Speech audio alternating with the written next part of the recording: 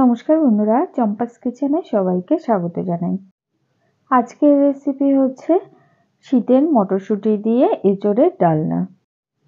সম্পূর্ণ নিরামিষ এই রান্নাটা আমি কি করে করি, চলো তার রেসিপিটা চটপট দেখে নেওয়া যাক।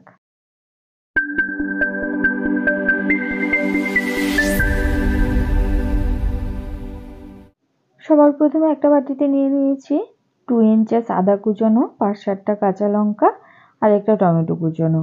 এগুলোকে বেটে নেব।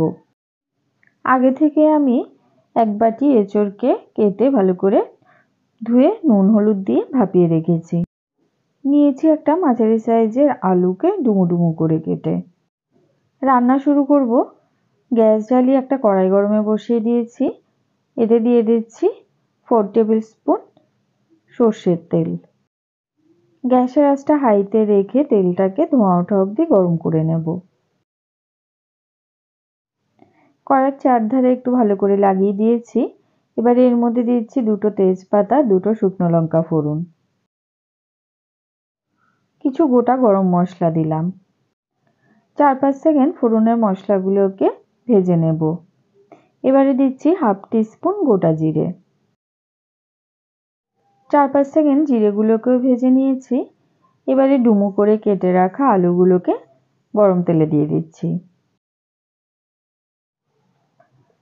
আলুগুলোকে কয়েক মিনিট তেলের মধ্যে ভেজে নেব। আলু লাল লাল হয়ে গেছে। এবারে ভাপিয়ে রাখা এঁচোড়ের টুকরোগুলো দিয়ে দিচ্ছি। একই সাথে দিয়ে দিচ্ছি বেশ খানিকটা গ্রিন মটর। শীতে প্রচুর পরিমাণে মটরশুঁটি পাওয়া যাচ্ছে, তাই আমি শিমের বীজ না ব্যবহার করে মটরশুঁটি দিয়ে এই রান্নাটা করছি। আশা করি খেতে বেশ ভালোই লাগবে। দিচ্ছি 2 টিস্পুন নুন আর দেব 2 টিস্পুন হলুদ গুঁড়ো। শুকনো শিমের বীজ আরও কিছুদিন পরে পাওয়া যাবে। শিমের বীজ দিয়েও কিন্তু এঁচোড়ের ডালনা করলে খেতে বেশ ভালো লাগে। গুঁড়ো মশলাগুলোকে এঁচোড়ের সাথে ভালো করে মিশিয়ে মোটামুটি 5-6 মিনিট সময় ধরে ভেজে নেব।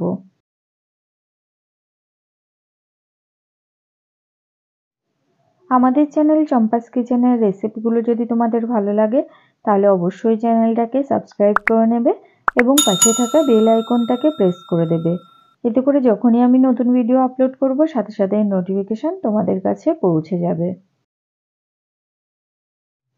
কথা বলতে বলতে এদিকে এঁচোড় আর আলুগুলোকে লাল লাল করে ভেজে নিয়েছি। এবারে এর মধ্যে দেব টমেটো, আদা আর কাঁচা লঙ্কা বাটা। মশলার বাটিটা ধুয়ে সামান্য জল দিচ্ছি। একই সাথে 2 টিস্পুন দিচ্ছি ধনে গুঁড়ো, দেব 2 টিস্পুন জিরে গুঁড়ো, 1 টিস্পুন দেব লাল লঙ্কা গুঁড়ো আর 1 টিস্পুন কাশ্মীরি লঙ্কা গুঁড়ো।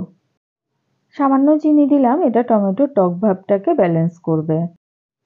আর এমনিতেও যে কোনো নিরামিষ রান্নাতে সামান্য চিনি ব্যবহার করলে খেতে বেশ ভালো লাগে। আর নুন মিষ্টি ঝালের পরিমাণ অবশ্যই কিন্তু যে যার স্বাদ বুঝে ব্যবহার করবে। কেউ চিনি খেতে অপছন্দ করলে সেক্ষেত্রে না দিলেও চলবে। গ্যাসের আঁচ মিডিয়াম টু লোতে রেখে সমস্ত মশলাকে খুব ভালো করে এঁচোড়ের সাথে কষিয়ে নিচ্ছি।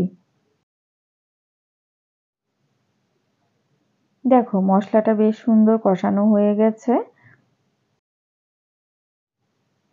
এবারে এর মধ্যে দেব গরম জল। এখানে আমি 2 কাপ পরিমাণ গরম জল দিচ্ছি। যেহেতু এঁচোড়গুলো জাস্ট ভাপানো রয়েছে তাই সেদ্ধ হবে, জলের পরিমাণটা একটু এ সময় বেশি দিতে হবে। তবে ঝোলটাকে এখন একটু বেশি মনে হলেও এতটা ঝোল কিন্তু থাকবে না। এঁচোড় আলু পুরোপুরি সেদ্ধ হয়ে যাওয়ার পরে দেখবে ঝোলটা অনেকটা কমে গেছে। ঝোলের সাথে সমস্ত কিছু ভালো করে মিশিয়ে গ্যাসের আঁচটা হাইতে করে দেব। হাই ফ্লেমে ঝোলটাকে 2 মিনিটের মতো ফুটিয়ে নিয়েছি। এবারে এর মধ্যে দিচ্ছি 1/2 টিস্পুন গরম মশলা গুঁড়ো আর দেব 1 টেবিল স্পুন ঘি। এঁচোড়ের ডালনাতে ঘি আর গরম মশলা কিন্তু অবশ্যই করে দেবে। এটা এই রান্নার স্বাদের মাত্রাটাকে অনেক গুণ বাড়িয়ে দেবে। সব কিছু ভালো করে মিশিয়ে দিয়েছি। গ্যাসের আঁচ এবারে লোতে করে মোটামুটি 5 মিনিটের জন্য ঢেকে দেব। 5 মিনিট ঢেকে সেদ্ধ করার পরে একবার চেক করে দেখে নিতে হবে আলু আর এঁচোড়ের টুকরোগুলো ভালোভাবে সেদ্ধ হয়েছে কিনা। আর এই সময় নুন ঝালটাও একবার চেক করে দেখে নেবে। যদি কোনো কিছু কম মনে হয় তবে এই সময় অ্যাড করে নিতে পারো। এঁচোড় আর আলুগুলো আরও কিছুক্ষণ সেদ্ধ হবে, তাই গ্যাসের আঁচটা লোতে রেখে আরও মোটামুটি 5-6 মিনিটের জন্য এটাকে ঢেকে দিচ্ছি। 5 মিনিট ঢেকে সেদ্ধ করার পরে দেখো বন্ধুরা, ঝোলের উপরে খুব সুন্দর করে তেল ভেসে উঠেছে। এঁচোড় আর আলুগুলো পুরোপুরি সেদ্ধ হয়ে গেছে, মটরশুঁটিও ভালোভাবে সেদ্ধ হয়েছে। কয়েক টুকরো আলুকে ভেঙে দিচ্ছি, এতে করে ঝোলটা বেশ ঘন হয়ে যাবে। তো বন্ধুরা, আজকে সহজ সরল ঘরোয়া পদ্ধতিতে তৈরি করা এঁচোড় আলুর ডালনার রেসিপিটা তোমাদের কেমন লাগলো অবশ্যই কমেন্ট করে জানাবে। ভালো লাগলে লাইক করবে আর তোমার বন্ধুদের সাথে ভিডিওটাকে শেয়ার করতে কিন্তু একদম ভুলবে না। এইভাবে শীতকালে মটরশুঁটি দিয়ে এঁচোড়ের ডালনা করে দেখবে, ভীষণ ভালো লাগে খেতে। এতক্ষণ আমার পাশে থেকে ভিডিওটা দেখার জন্য অনেক অনেক ধন্যবাদ। ভালো থাকবে, সুস্থ থাকবে। পরের ভিডিওতে আবার দেখা হবে। বাই।